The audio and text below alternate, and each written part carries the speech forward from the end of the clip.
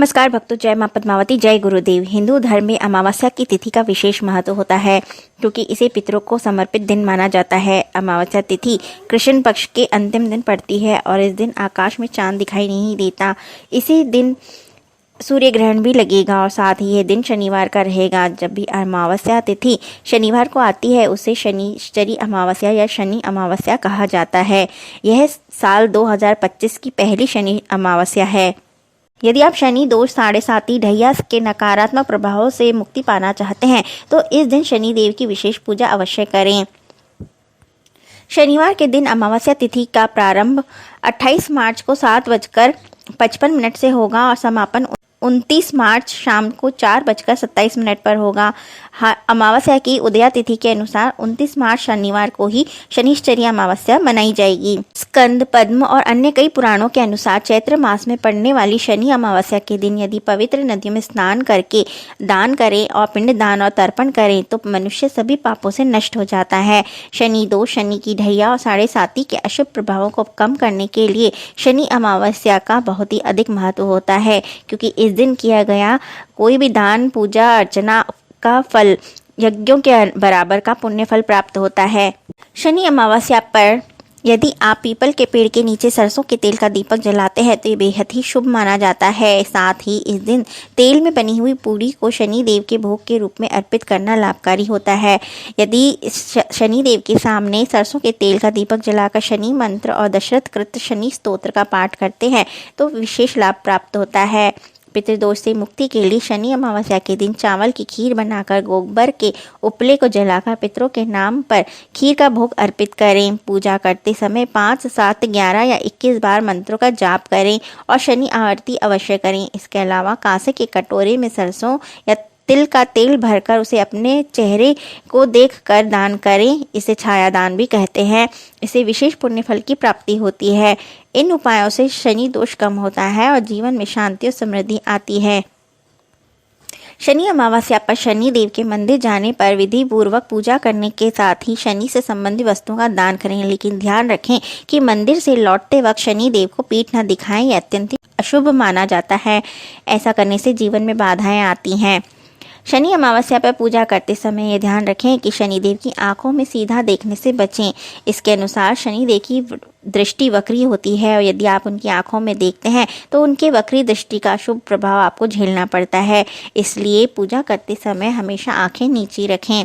शनि अमावस्या के दिन गरीब, जरूरतमंद, असहाय लोगों को सहायता करें और उनका अपमान भूलकर भी ना करें। इस दिन लोहे, काले जूते, शनि से संबंधित वस्तुओं को घर लाने से बचना चाहिए। इस दिन बाल, दाढ़ी, नाखून काटने से बचना चाहिए। इसके साथ ही झूठ बोलना, क्रोध करना, कटु वचन कहना और तामसिक भोजन ग्रहण करना भी टालना चाहिए। इस दिन सुबह जल्दी उठकर काले तिल को स्नान के जल में डालकर स्नान करना चाहिए और सूर्य देव को जल अर्पित करना चाहिए। इस दिन सूर्य ग्रहण भी है, इसलिए शमशान, कब्रिस्तान और सुनसान स्थानों पर जाने से बचना चाहिए।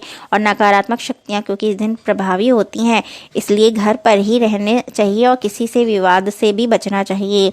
इस बार शनि अमावस्या के दिन शनिदेव कुंभ राशि से निकलकर मीन राशि में प्रवेश करेंगे।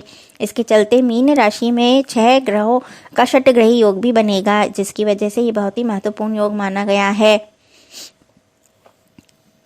इस दिन सभी योगों का महासंयोग बन रहा है, जिससे शनि पूजा का 100 गुना फल आपको प्राप्त हो सकता है। काल सर्प की पूजा भी इस दिन बहुत ही पुण्य फलदायी रहेगी। इसलिए अमावस्या पर पितृदोष का निवारण, पिंडदान, तर्पण और काल सर्प दोष पूजा अवश्य करें। इसका लाभ अच्छा ही प्राप्त होगा। वर्तमान स्थिति में सूर्य, बुध, शुक्र, राहु ग्रह मीन राशि में पहले से ही मौजूद हैं। 28 मार्च को चंद्रमा भी मीन राशि में प्रवेश करेंगे। 29 मार्च को शनि मीन राशि में प्रवेश करेंगे।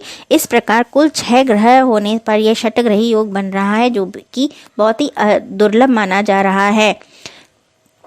इस प्रकार 29 मार्च को जब ये सभी ग्रह एक साथ आएंगे तो 7 योगों का निर्माण हो रहा है, जिसे कि बुधादित्य, शुक्रादित्य, मालव्य, लक्ष्मी नारायण सम सप्तक और शश योग बन रहे हैं।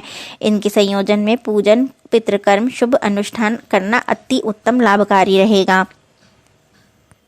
इस दिन सूर्य ग्रहण होगा जो कि दोपहर 2:20 से शाम 6:16 तक रहेगा। यह भारत में दिखाई नहीं पड़ेगा, परंतु इस दिन जातक ग्रहण लगने से पहले यह उपाय करें जिससे राहु केतु के प्रभाव को कम किया जा सकता है। इस दिन शनि देव की विधिवत पूजा करने के बाद उन्हें तिल, तेल, शमी के फूल अर्पित करें। साथ ही सरसों के तेल का दीपक जलाएं। ऐसा करने से राहु और केतु से आपको शांति मिल सकती है। इसी के साथ पीपल और शमी के पेड़ के समक्ष सरसों का तेल भी अवश्य ही जलाएं।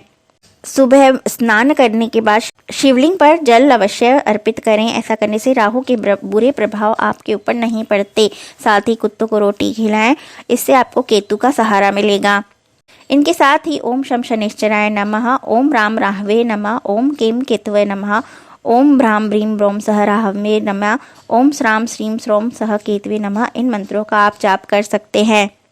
इस दिन घर में सकारात्मक ऊर्जा के आगमन के लिए संध्या के समय घर के मुख्य द्वार पर चौमुखी दीपक अवश्य ही प्रज्वलित करें। इसे प्रज्वलित करने से घर में उत्पन्न नकारात्मक ऊर्जा का नाश होता है और सुख शांति बनी रहती है। इसके साथ ही किसी पवित्र नदी के किनारे, तालाब के किनारे यदि आप दीप दान करते हैं तो उससे पितृदोष से मुक्ति मिलती है और साधक के रुके हुए काम जल्दी ही पूरे होते हैं। इसके साथ ही वास्तु का भी विचार कर लें। यदि आपके घर के आग्नेय कोण में यदि किसी प्रकार से जल है या फिर उस स्थान पर दर्पण रखा है तो इस दिन शनि अमावस्या के दिन से ही शुरू करते हुए आप एक नारियल के खोले में गाय के घी का दीपक जलाएं जो कि 3-4 घंटे तक जलना चाहिए। इससे आपके जो भी नकारात्मक प्रभाव पड़ रहा होगा वो खत्म हो जाएगा। इस दिन पीपल वृक्ष के नीचे आप 5 दीवे अवश्य ही प्रज्वलित करें। ये 5 दीपक शनि भगवान के लिए, एक पीपल देवता के लिए, एक लक्ष्मी जी के लिए, एक पितरों के लिए और एक विष्णु जी के लिए, ग्रहों के लिए आपके लिए शुभदायी रहेंगे।